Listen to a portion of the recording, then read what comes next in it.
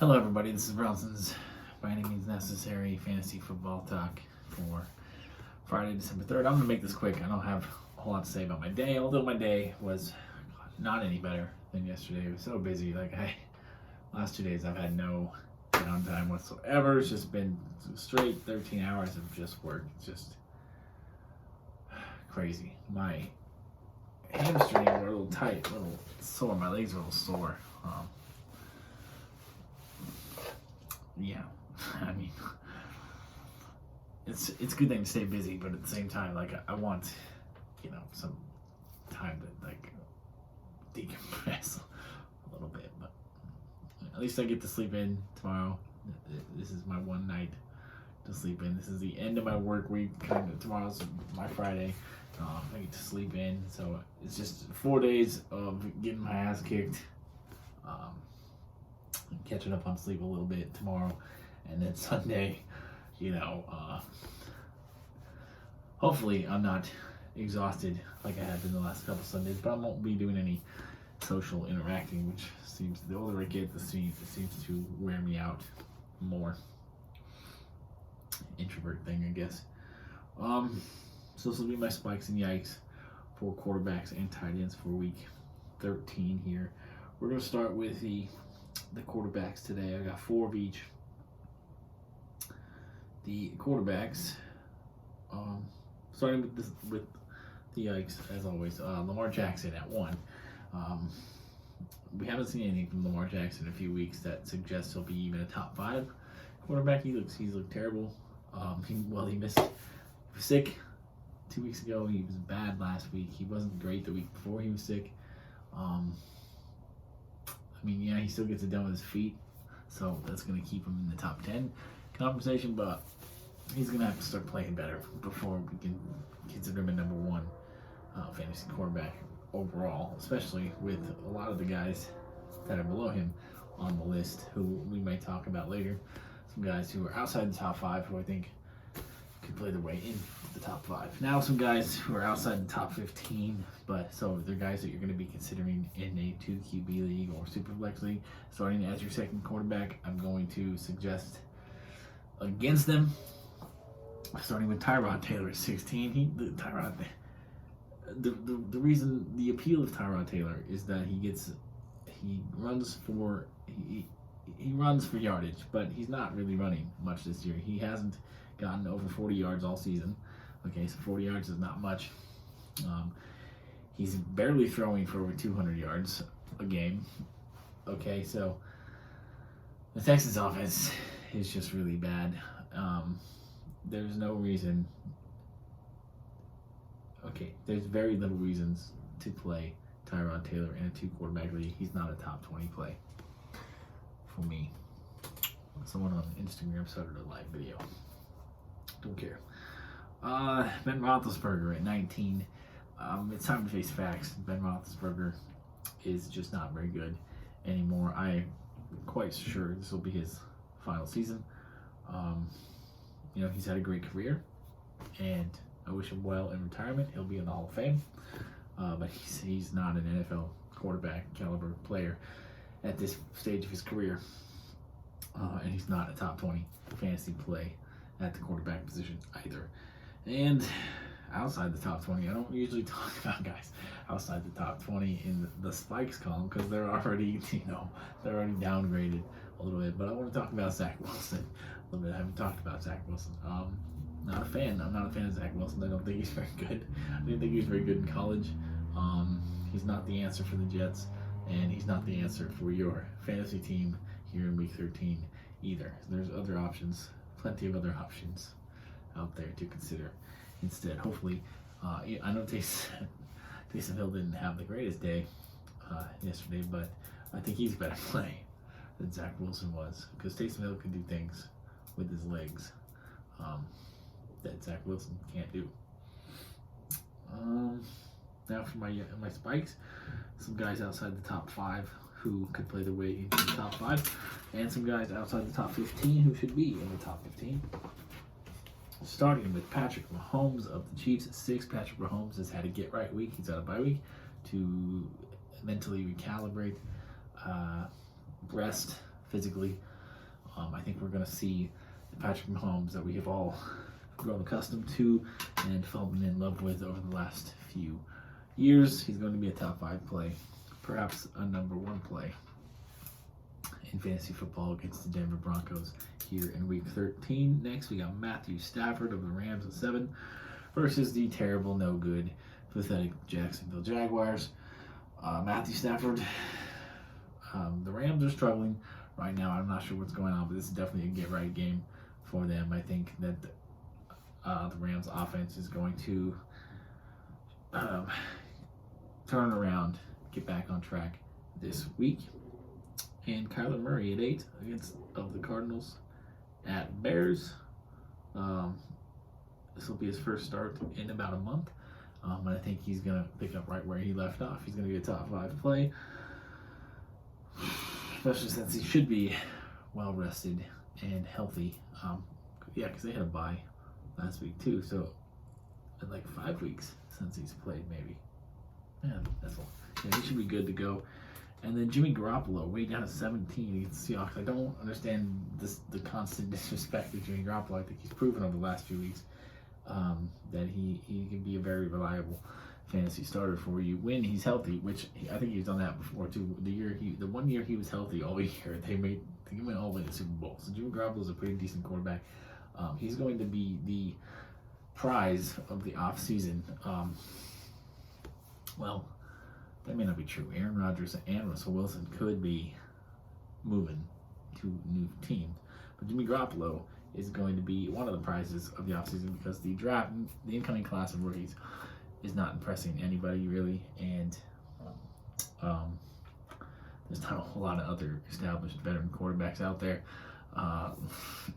As backup guys who were backups who have really proven themselves. Maybe Mike White. Maybe someone will take a chance on Mike White. There's basically Garoppolo. Garoppolo's the only one we know for 100% is going to be available. San Francisco has already said that.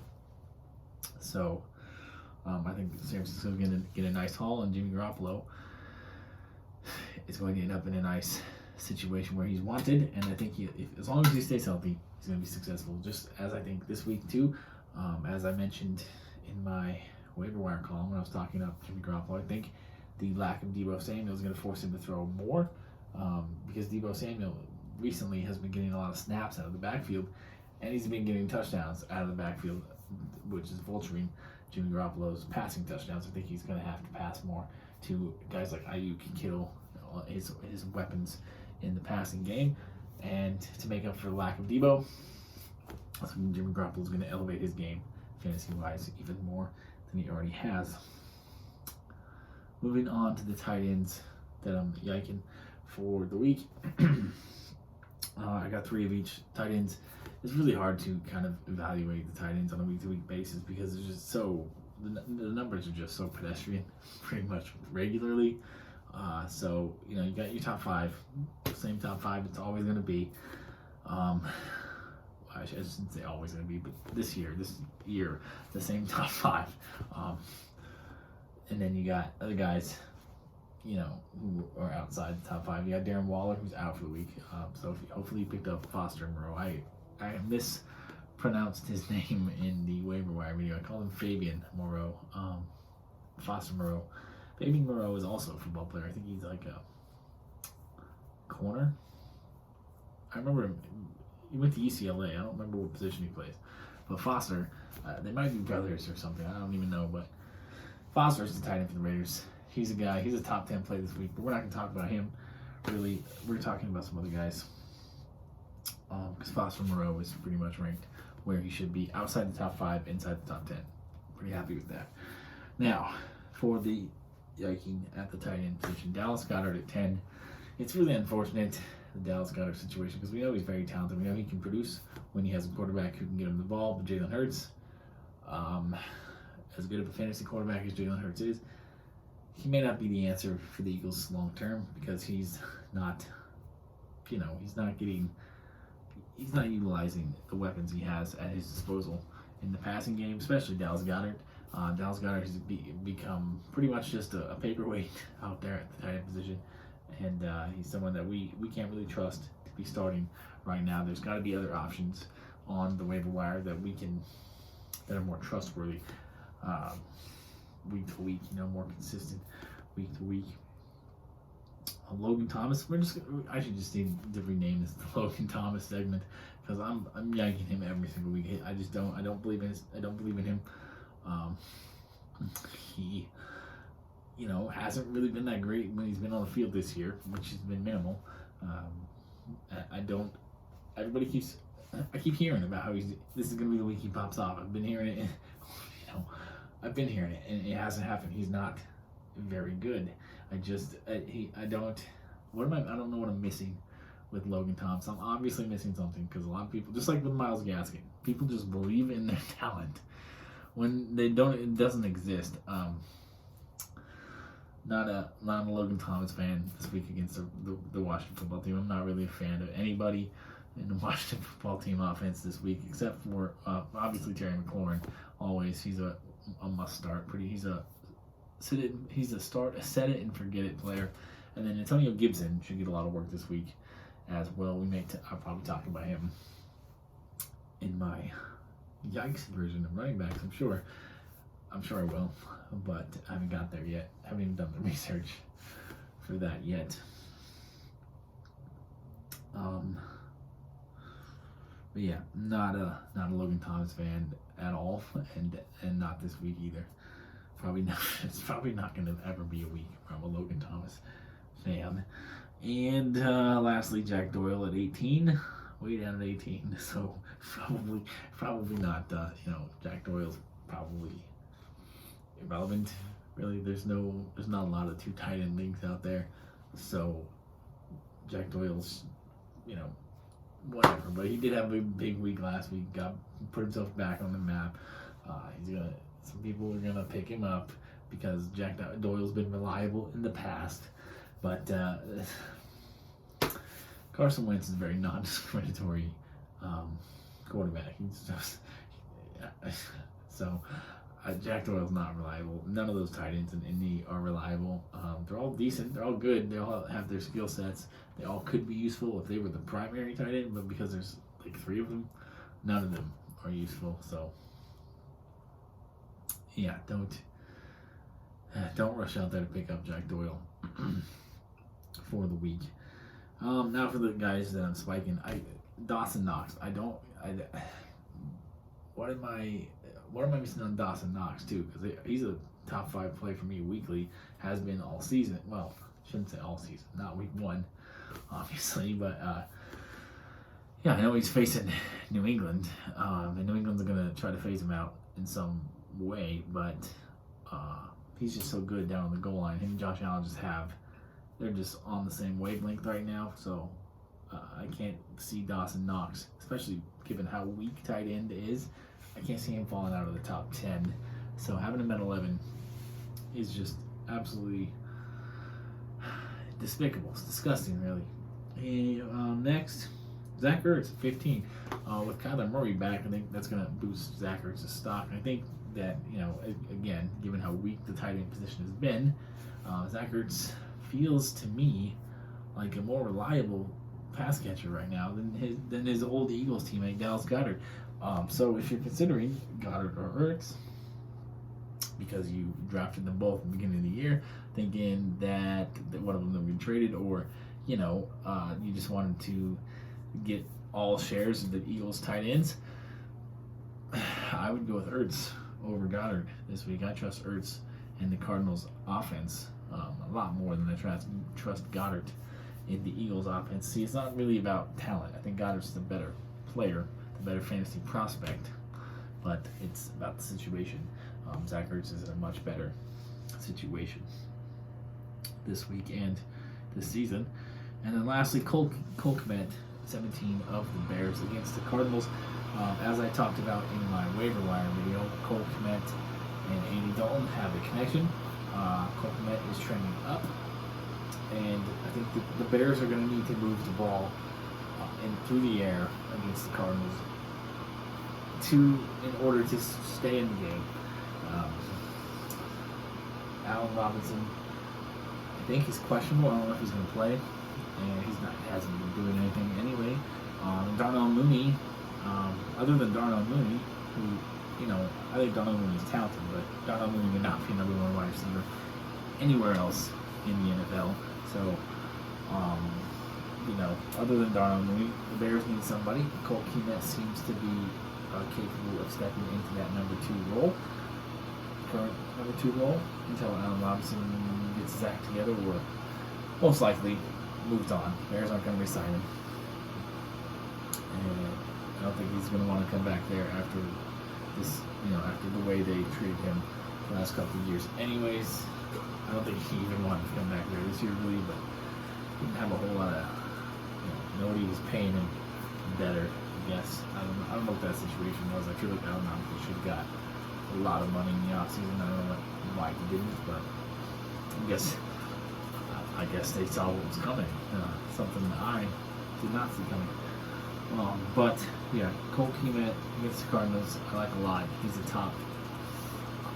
If I'm in a 12-team league and I need a tight end this week, he's definitely someone I'm considering over guys like Dallas Goedert, over Noah Fant, over Logan Thomas, Tyler Higbee, guys like that. The guys who are on the fringe of the top 12. I'd probably go with Kmet over all of them this week. So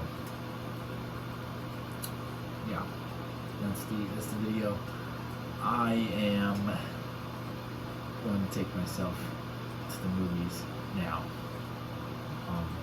because I'm not feeling super tired today. I think I can sit through an hour and 45 minutes of a movie, especially since I'm still craving that popcorn, and I'm looking forward to the big Pepsi that will, satisfy me. Because there's just something about a Pepsi fountain drink that just tastes better.